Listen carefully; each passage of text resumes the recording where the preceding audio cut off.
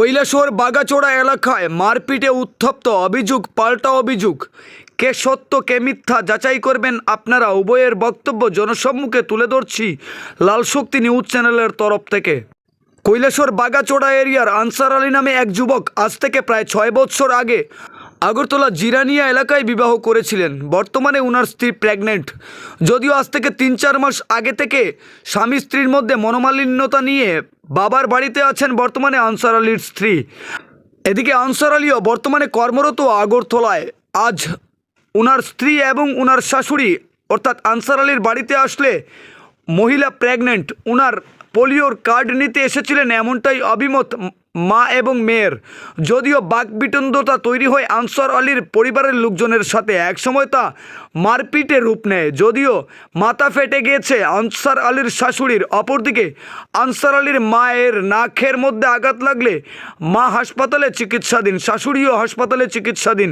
ওনার স্ত্রী প্রেগনেন্ট, সেও গুরুতর আঘাতপ্রাপ্ত হয়ে হাসপাতালে চিকিৎসাধীন।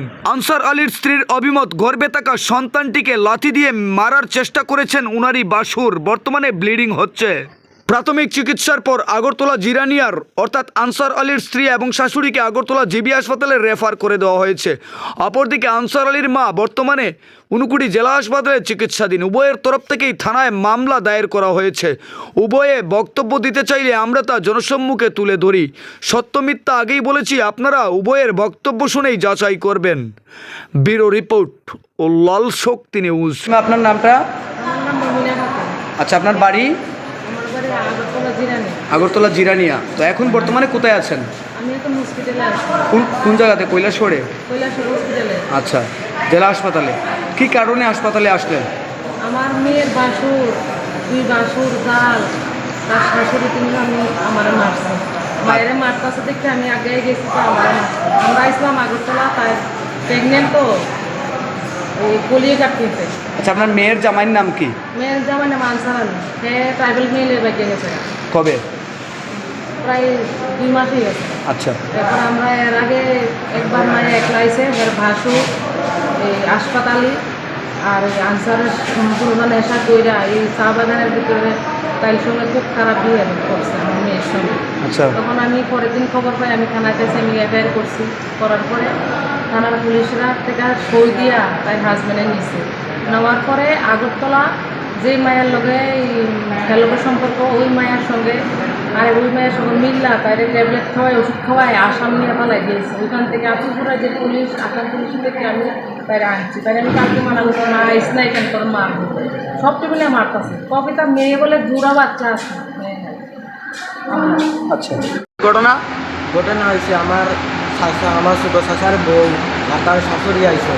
হওয়ার পরে তারা আমার বিবি আসলা করে, যে বিবি করে থাকার পরে তারা ইয়া কইছেন টাঙ্কের সাথী দেওয়ার লাগে। তাই তো টাঙ্কের সাথী দিচ্ছেন না, তাই কইছেন আমি কিতার লাগে আমার টাঙ্কের সাথী দিতাম। পরে তারা আমার ছোটো কাকার শাশুড়িয়ে আর শাশুড়িয়ে তারা বেদরক মারছে। তখন তাই চিল্লাইছেন আমার বাসা মারি যারা। তখন আমি আইছি, আমার পরে আমি সূর্য মানুষ, আমি কিলাখান তারা আটকাইব, তারা বেসাল মারো না। মারার বাদে আমি আইয়া তারারে সরাইছি, আমি তারারে সরাইতাম পারি না। এর বাদে তারা অত বড় লাঠি লইছে, লাঠি লিয়ে আমি বাঁশ লিয়ে ওইখানে মারছেন আমার দিকে।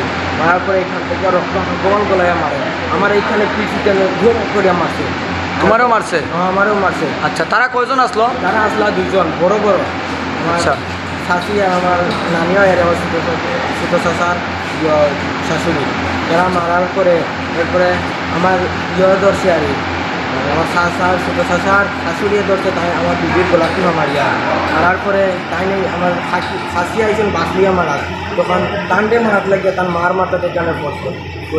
তারা মায়ের করতে গিয়ে অনেক সময় মায়ের করতে গিয়া পড়ছে। আচ্ছা আচ্ছা, টান্ডে একেবারে শুলে ধরিয়ে একেবারে টানছে।